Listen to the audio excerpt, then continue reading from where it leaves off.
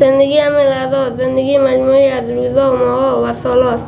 روزهایی که به شتاب می‌گذرند و هرگز باز نمی‌گردند.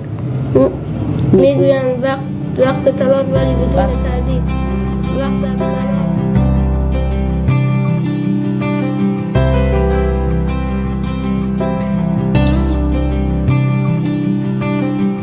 آبان به ما خبر دادن که همچین طرحی هست و از طرف یونیسف میخواد برگزار بشه. کلاسایی هست که ما به عنوان کمک همیار معلم به بچه‌ها توی خونه هاشون کمک کنیم، بعد با هماهنگی معلمشون که بدونیم تو کدوم درس ضعف دارن.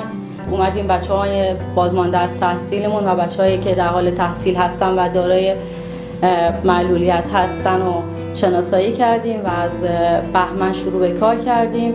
در هفته 4 ساعت بر بچه‌ها کلاس میذاریم. حالا تو هر درسی که ضعف دارن